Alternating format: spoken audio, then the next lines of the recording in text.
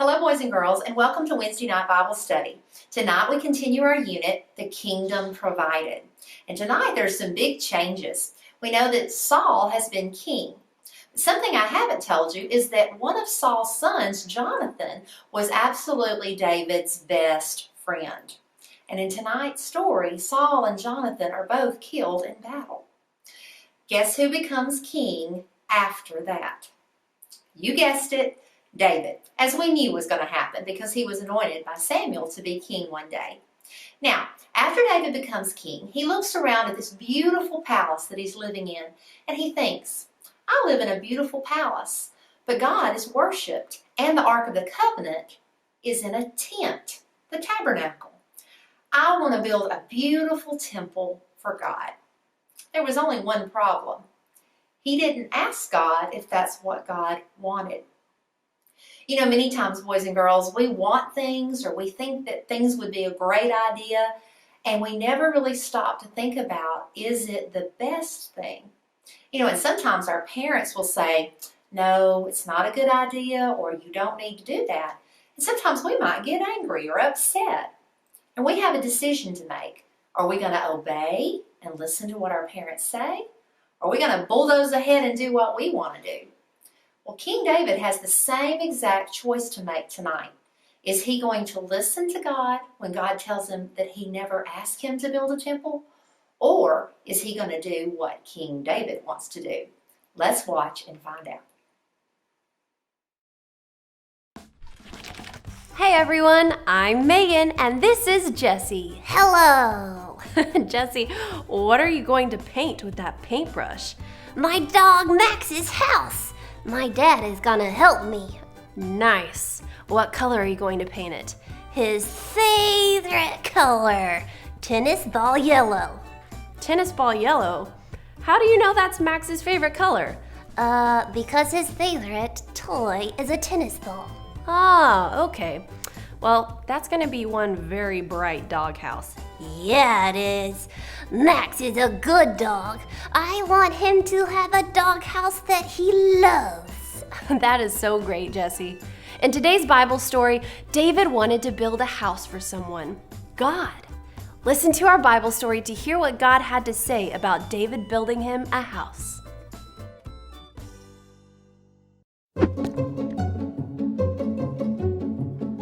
God chose David to be king of Israel.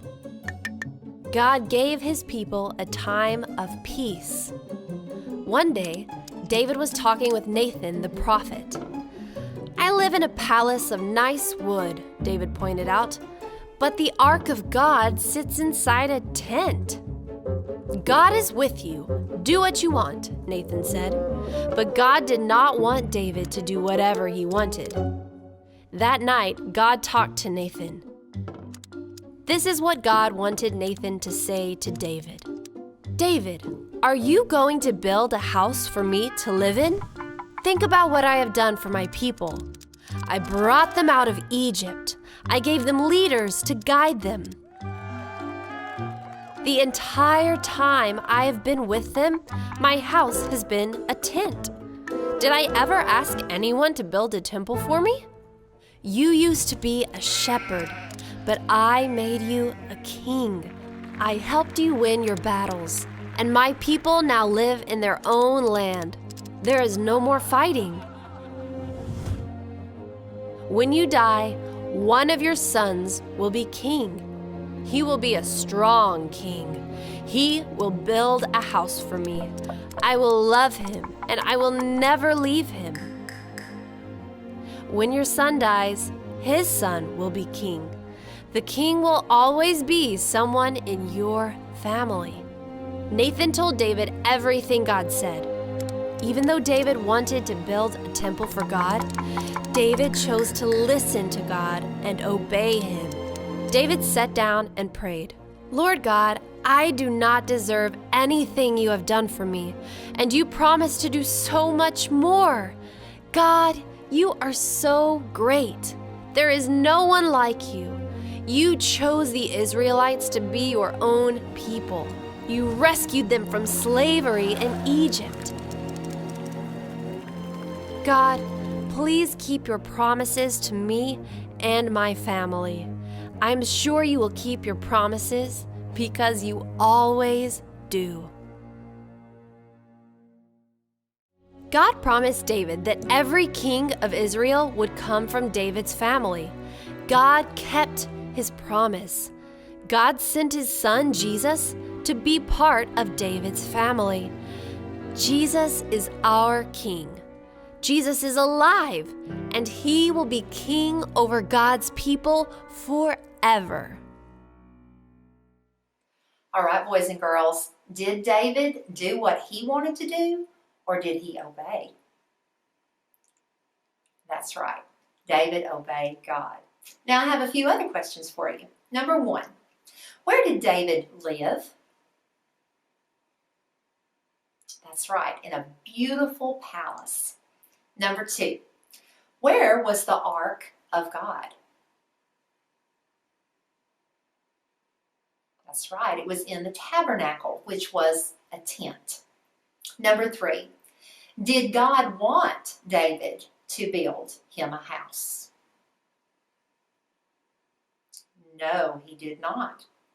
Number 4, what did God promise David? Oh, what a beautiful promise it was. God promised David that every king of Israel would come from David's family. And boys and girls, who does that include? That includes Jesus. Number 5, how often does God keep his promises? Always. God always keeps his promises. And now for our big picture question. How is Jesus the perfect king? Now, we know that Saul certainly was not a perfect king. And even though David is a very good king, he wasn't perfect. The only perfect king is Jesus. And we know that Jesus is the perfect king because he perfectly rules over everything. Now, tonight, we also have a missions video I'd like to share with you. And it's with the Harrell family, again, in Mozambique. Now, David wanted to build something beautiful for God, a beautiful temple. But the Harrells are just hoping to have something to put over their heads so that they can have a place to worship. They actually build churches out of mud. Let's watch and see how they do that.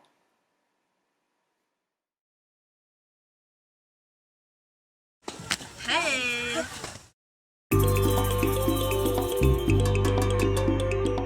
We just started redoing the whole church. They put sticks on the side of the walls to make the actual, I guess, the walls from, I think from coconut trees. So after they made the sticks, they put mounds of dirt inside, like inside and outside the church.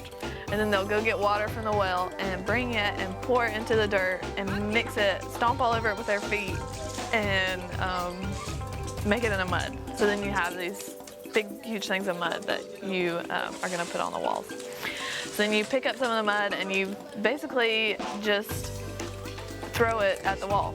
So first, I'm assuming that first you actually kind of just nicely put it there, but then to make the actual wall, you're just throwing the mud onto the wall, which is a lot of fun.